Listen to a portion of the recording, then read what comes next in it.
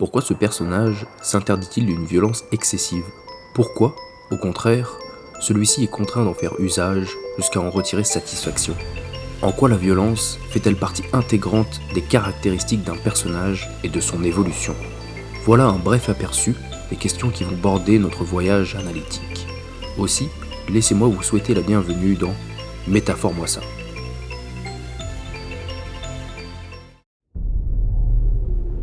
Do you still intend to rescue me, Captain? Now that you've seen what I've done.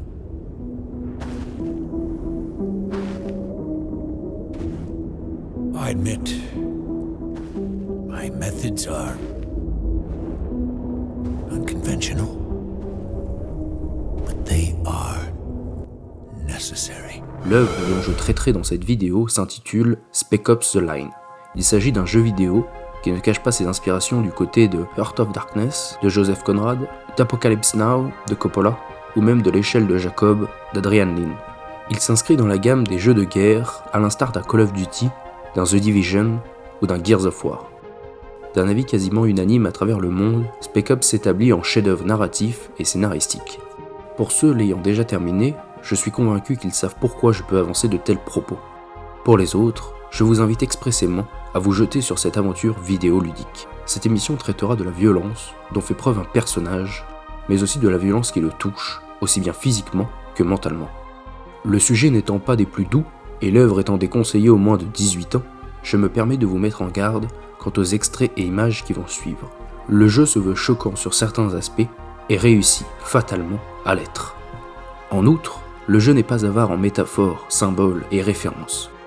De multiples points de vue peuvent être adoptés, et une enfilade d'interprétations se trouve sur internet. Ainsi, ne prenez pas mon analyse comme l'unique possibilité, mais n'hésitez pas à vous égarer sur d'autres vidéos et articles traitant de l'œuvre. À présent, prenez un dernier bol d'air frais avant de poursuivre, car la tempête dénonciatrice de ce jeu vidéo ne vous laissera pas émerger. Pénétrons, sans plus attendre, dans la première partie de notre vidéo, jouer avec les codes du cinéma et du jeu vidéo. Spec Ops: The Line est un jeu de tir à la troisième personne, sorti sur PC, PS3 et Xbox 360 le 19 juin 2012 et est développé par le studio Yager. Nous y incarnons Martin Walker, chef d'une unité de la Delta Force. Aux côtés d'Adams et de Lugo, le Captain Walker est envoyé en mission de reconnaissance dans Dubaï. Son but est de savoir si des personnes ont réchappé aux catastrophes naturelles ayant frappé la ville. Évidemment, rien ne va se passer comme prévu. Mais avant d'analyser la sombre épopée de Martin Walker, il est préférable que je vous fasse un résumé des événements qui ont eu lieu avant son arrivée. Plusieurs semaines auparavant, des tempêtes de sable d'une ampleur inimaginable ont été détectées. Pour des questions de diligence, seule l'élite de Dubaï est exfiltrée. Dans un même temps, le 33e régiment américain, mené par le colonel Conrad, a vent de ces tempêtes et se porte volontaire pour aider les habitants. Cependant, Conrad refuse d'abandonner les survivants lorsque le gouvernement des USA lui ordonne de quitter Dubaï. Enfermé dans la ville à cause des tempêtes, le 33e met en place une loi martiale et rationne les vivres. En outre, le 33e découvre que l'abandon des civils a été volontaire.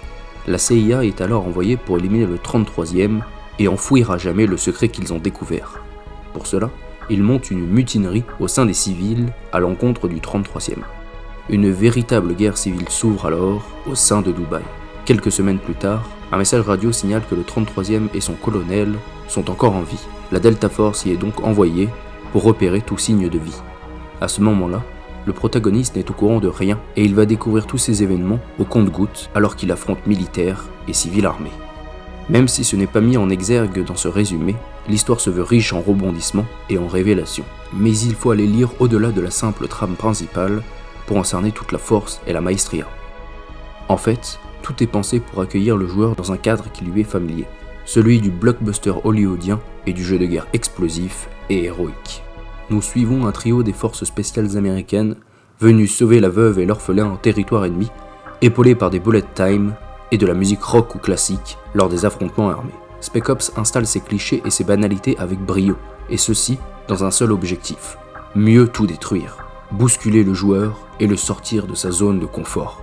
Si ce décor façonné par les gratte-ciel n'est pas sans rappeler la société occidentale, et notamment américaine, c'est pour faire écho à tous ces archétypes qu'Hollywood a su bâtir dans notre esprit.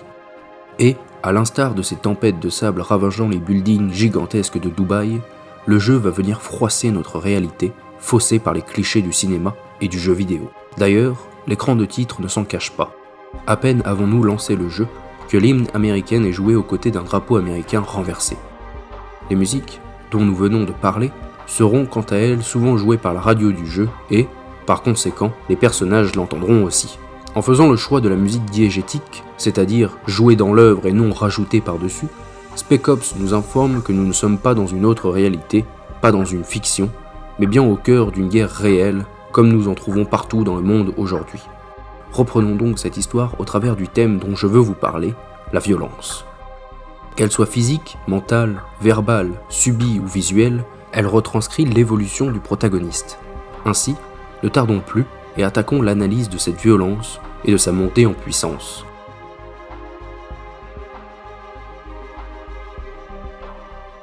La première violence à laquelle nous pensons lorsque nous parlons d'un jeu de guerre est évidemment celle des combats. Présentés comme des soldats de la Delta Force, Walker, Adams et Lugo sont des experts du combat armé, formés pour des missions rapides et secrètes.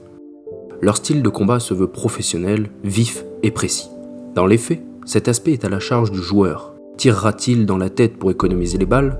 Se servira-t-il du décor pour frapper plusieurs ennemis d'un coup ? Ou se contentera-t-il de mitrailler dans le tas, dans l'espoir de toucher les cibles ? A contrario, les exécutions des ennemis au sol se font d'une simple touche, et seul Walker décide de la technique dont il va user. Dans la première partie du jeu, ces exécutions sont véloces et pratiques. Un brisage de nuque avec le pied, ou un coup de crosse dans le visage.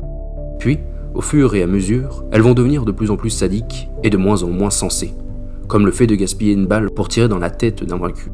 À la fin, elles vont même devenir sauvages. Nous assistons alors à l'acharnement de Walker, qui matraque les blessés avec son arme, ou leur colle une volée de balles dans le crâne. La violence devient même cruelle, impliquant des tactiques de combat déloyales, comme lorsque Walker accepte d'aider la CIA et de priver la ville de ses réserves d'eau.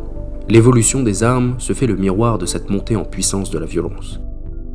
Si au commencement de l'aventure, les armes se montrent classiques, fusils d'assaut, pistolets, fusils à pompe et mitraillettes, elles vont devenir de plus en plus meurtrières. Nous voyons arriver des grenades, des lance-grenades et des fusils mitrailleurs, comme pour montrer que détruire surpasse le fait de gagner le combat. Viennent ensuite des armes encore plus destructrices, comme des fusils de sniper et des lance-roquettes, des tourelles au sol ou fixées dans des hélicoptères, et même ce napalm moderne nommé phosphore blanc, sur lequel nous reviendrons. La violence verbale et auditive n'est pas en reste dans cette croissance de l'horreur. Suivant le même schéma que les exécutions, Walker et son équipe se montrent professionnels, voire badins au début de l'aventure. Lieutenant Adams ? J'ai entendu, sergent. Quel est ton statut? Je dirais irrité, chef. T'as dit irrité, sergent? Oui, chef. Une attaque aérienne locale a infiltré la zone américaine formée par mon Falzar. Chef. La ferme, débile. Avant de devenir vulgaires, injurieux et colériques en fin de parcours. Leurs voix sont, durant cette période, chevrotantes, empreintes des émotions qui ont fini par les submerger.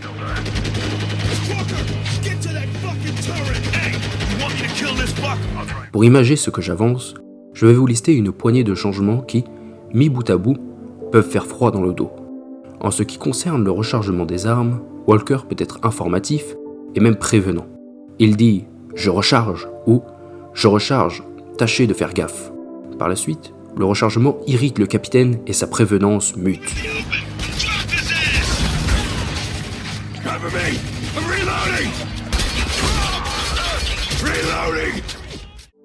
Les réanimations de nos alliés passent, quant à elles, du sarcasme ou du ton rassurant à l'ordre déserté par la clémence.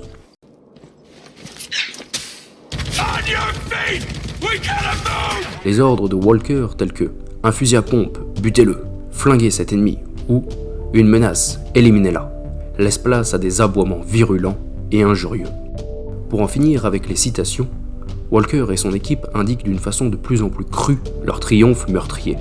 Nous partons d'un pour atterrir dans une tempête sardonique pleine de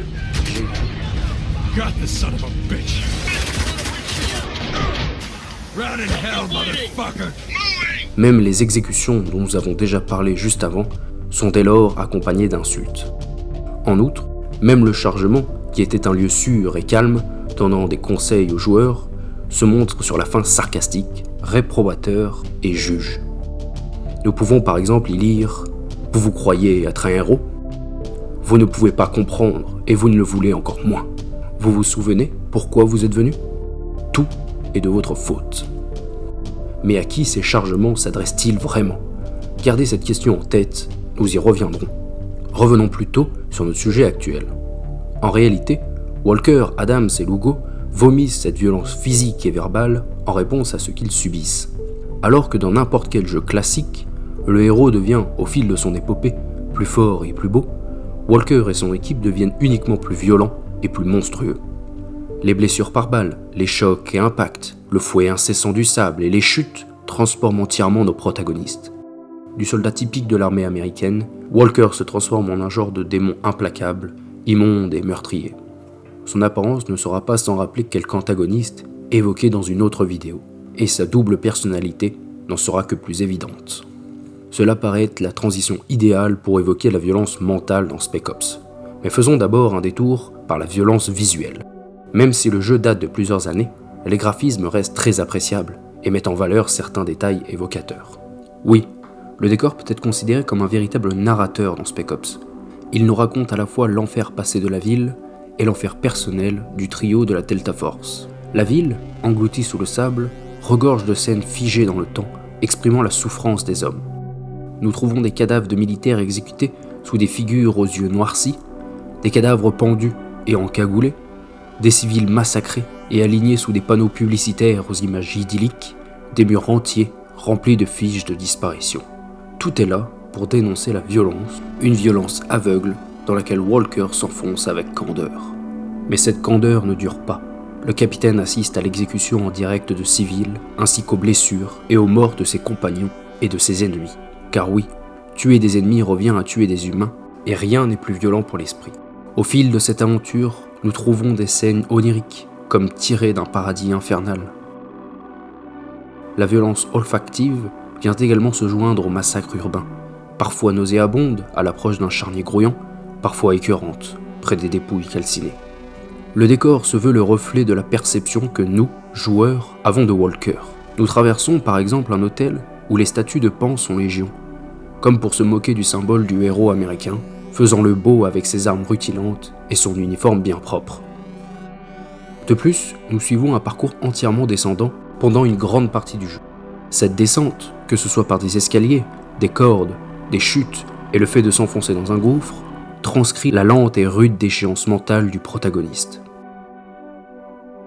Des statues d'anges écrasées au sol viennent compléter le tableau, comme pour signifier que Walker n'a rien du héros qu'il voulait être. Il n'est plus qu'un déchu, une réplique de Lucifer ayant chuté, non dans l'enfer de la Bible, mais dans celui de Dubaï.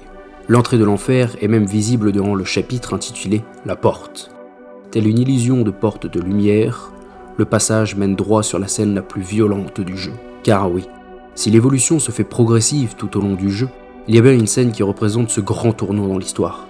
Il s'agit du massacre de civils au phosphore blanc. C'est à partir de cette séquence que le héros va commencer à avoir des troubles mentaux, à se renfermer sur lui-même. Le jeu est empli de choix et de dilemmes. Tous, sans exception, sont brutaux à la fois pour le protagoniste et pour le joueur. Les conséquences de ces choix sont souvent difficiles à cerner.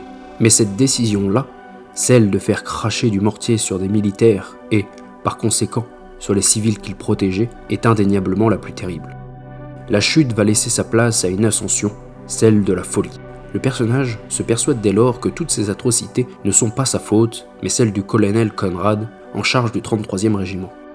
Comme un politicien le signale dans un rapport trouvé au fil de notre aventure, « Vous ne connaissez rien à Dubaï, sinon vous sauriez que nous façonnons la vérité en fonction de nos besoins. » Il semblerait que Walker ait pris au pied de la lettre cette affirmation. Avec ce choc post-traumatique et cette persuasion insensée, Walker va se créer son propre antagoniste. Les hallucinations vont se succéder, le dérouter, l'encourager dans son déni. Il n'a dès lors plus qu'un seul objectif, abattre ce nouvel ennemi.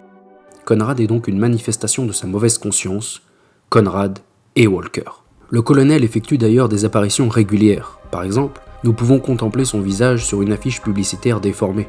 Sa silhouette apparaît aussi devant nos yeux afin de critiquer les actes de Walker et de l'inciter à le haïr, tel un spectre sévère engendré par un élan de schizophrénie. Walker s'approprie même un talkie-walkie étiolé et non fonctionnel avec lequel il croit pouvoir joindre le colonel Conrad. Vers la fin de l'histoire, Walker va jusqu'à imaginer le visage de ses compagnons, Adams et Lugo, sur le visage de ses ennemis, comme si les notions d'alliés et d'ennemis étaient mises sans dessus-dessous, que le bien et le mal se confondaient. Cette évolution de la violence sous toutes ses acceptions talonne donc celle du protagoniste. Nous avons vu dans une autre vidéo que l'évolution d'un personnage pouvait être symbolisée par bien des aspects. Alors pourquoi Spec Ops The Line fait-il le choix de la violence ?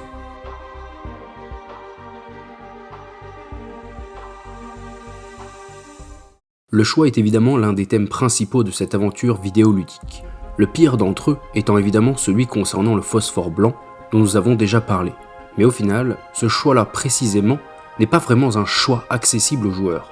Juste avant son utilisation, nous assistons au débat entre Walker, Adams et Lugo, mais c'est le capitaine qui choisit de l'utiliser, pas le joueur. Le seul moyen d'éviter cette catastrophe, pour celui qui tient les commandes, est d'éteindre la console de jeu. S'il veut, au contraire, poursuivre son aventure, il doit tirer au mortier. Les autres choix, par contre, doivent être faits par le joueur lui-même.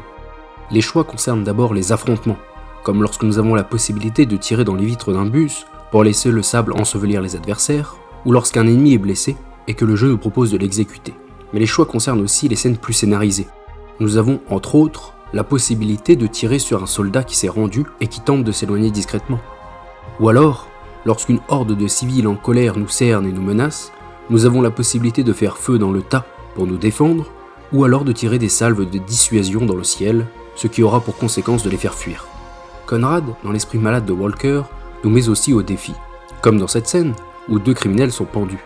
L'un étant un meurtrier et l'autre un voleur, il nous est demandé d'en abattre un pour continuer notre route.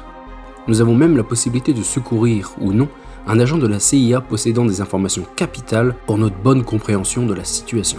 Mais la vérité est en fait bien triste, car si le jeu nous propose tout simplement de choisir entre une violence ou une autre, nous nous rendons bien vite compte que nos choix n'ont pas d'impact concret sur le déroulement de l'histoire. Parce que, si nous laissons le soldat s'éloigner discrètement, nous devrons le tuer dans l'affrontement suivant. Parce que, si nous sauvons l'agent de la CIA, il mourra dans la cinématique d'après, blessé mortellement. Parce que, les deux pendus ne sont qu'une hallucination de Walker et qu'il ne reste déjà que des dépouilles au bout de ses cordes lors de son passage. Les choix sont futiles, car la violence touche tout pendant la guerre. Il n'y a pas de bon choix, de choix juste, et seule une ligne très floue sépare le bien du mal en temps de conflit. Le titre du jeu ne peut pas être plus explicite. En nous démontrant qu'il n'existe pas de bon choix dans ce jeu, Yeager lance un message anti-guerre. Et dans un même temps, le studio se moque, un sourire acerbe aux lèvres, des jeux de guerre et de leurs joueurs. Comme nous l'avons vu, les tempêtes de sable ne sont pas sans symbolique et peuvent ici montrer le voile sur les yeux du joueur et ceux de Walker qui font la guerre sans en considérer la brutalité, comme s'ils refusaient d'en concevoir toute la violence. Mais le sable colle à la peau, de même que le sang d'ailleurs, comme si la guerre et ce choix de la violence restaient à jamais ancrés dans l'esprit des personnes qui les font, et par extension, dans celui des joueurs qui s'amusent dans ce tableau de la guerre. Ceci est retranscrit dans le jeu par le symbole du mannequin. À plusieurs endroits dans le jeu, Walker passe aux côtés de figures de plastique. Une scène est particulièrement marquante. Il s'agit d'un conflit qu'il faut régler au fusil de précision. Les cibles, très éloignées, sont mêlées à d'innombrables mannequins. Et, sans la lunette du fusil, il est difficile de les discerner les uns des autres. Mais nous nous trouvons dans un jeu vidéo. Ces imitations humaines ne sont pas plus fausses que ces soldats codés via des logiciels de création. On peut donc tirer dessus sans se soucier de savoir s'ils sont humains ou non. Cette scène critique la légèreté avec laquelle certaines œuvres et leur public traitent la guerre, et les invite à voir plus loin que ce qu'ils ont devant les cieux. Car, au sommet de ces buildings, le joueur et le protagoniste naviguent au-dessus d'une mer de nuages, séparés du sol, séparés de la réalité. Pour toutes ces raisons, les choix n'ont pas d'intérêt à avoir des conséquences, parce que le seul choix qui compte est le fait que nous, joueurs, ayons installé le jeu pour y jouer. Nous avons voulu cette violence, eh bien, Yeager ne nous laissera pas nous dérober. Dans la salle des anges déchus, nous pouvons d'ailleurs contempler des écrans de surveillance, dont l'un fait un gros plan sur la mer et sa fille brûlée au phosphore blanc. En réalité, aucune caméra ne pourrait filmer cette scène. Il s'agit uniquement d'une mise en abîme de la caméra du jeu et de la vision du joueur. Nous observons les actes de Walker avec antipathie, avec désapprobation, nous persuadant que ce massacre au phosphore blanc se passe derrière l'écran et que nous, joueurs, ne sommes pas à l'origine de cette hécatombe. Cependant, il est ardu de prendre du recul sur l'œuvre et sur les actes de Walker, car le jeu prend un malin plaisir à nous héler, à nous inclure en son sein, à nous impliquer dans les choix et les dilemmes. Non sans ironie, les crédits remercieront le joueur dès le début, en spécifiant son nom dans la rubrique Special Guest. De plus, le personnage de la radio brisera régulièrement le 4e mur en s'adressant directement aux joueurs, comme dans cette scène. Hey guys! I think that's a real gun. Come on. Clock's ticket, Lugo. Et puis, il y a les chargements, mais cela, nous l'avons déjà abordé. Une question surgit alors, pourquoi tant d'efforts pour nous inclure dans le déroulement du jeu ? Tout simplement pour nous faire prendre conscience de la réalité du sujet abordé. Martin Walker est le véritable antagoniste, et c'est nous qui l'avons dirigé durant toute son aventure. À l'instar du capitaine, il est douloureux pour nous d'accepter d'avoir été le méchant de l'histoire. Mais Yeager laisse une porte de sortie à toute cette violence lors de l'ultime choix. Le jeu débute sur une scène d'hélicoptère qui s'achève sur le crash de ce dernier. Si, en apparence, l'aventure prend l'aspect d'un long flashback jusqu'à rejouer cette scène, il n'en est rien dans les faits. En réalité, Walker meurt dans le crash. Son voyage au travers de Dubaï retranscrit ses derniers instants de vie avant de quitter ce monde. Voilà pourquoi tout le trajet est parsemé d'hallucinations, même avant la scène du phosphore blanc. Tout le jeu se déroule dans la tête de Walker durant son ultime agonie. Les derniers chapitres, qui suivent la seconde scène d'hélicoptère, mettent en scène un Walker défunt. Il s'agit de la traversée du purgatoire de Walker, qui prend ici l'aspect d'un Dubaï envahi par les flammes. Walker fait face à ses fautes, à des civils consumés par les flammes, à des pluies de phosphore blanc, et tombera à genoux devant un œil scrutateur. Est-ce celui du diable, d'un être divin, du joueur, le sien, ou celui du studio Yeager dirigé sur nous ? Lorsque Walker atteint son objectif et retrouve Conrad, mort depuis longtemps, il fait face à la réalité et il réalise que tout n'était qu'hallucination. Dans ce purgatoire, le joueur a alors le choix de tuer Conrad, de supprimer ce pseudo-antagoniste et de rester dans le déni, ou de se tuer lui-même et ainsi d'accepter et d'endosser ses fautes pour sauver son âme. La violence suivra donc le joueur et le personnage jusque dans l'ultime salvation. Ainsi s'achève mon analyse sur la violence pressante dans Spec Ops The Line. Maintenant, passons à ce que nous pouvons retenir du point de vue du créateur afin de conclure cette vidéo. Spec Ops The Line vogue à contre-courant encore aujourd'hui. Le jeu a fait le choix de s'habiller comme la plupart des œuvres de son genre pour mieux s'infiltrer dans leur milieu et surprendre efficacement son public. Yeager nous rappelle, par sa création, à quel point il est essentiel de contempler une œuvre en se délestant des clichés et des banalités qui sont érigés dans notre esprit. Voilà comment, en faisant montre d'une violence excessivement difficile à soutenir pour le joueur, Spec Ops lance un message aux antipodes de cette dernière, la remise en question des jeux et films de guerre et du plaisir douteux de leur public.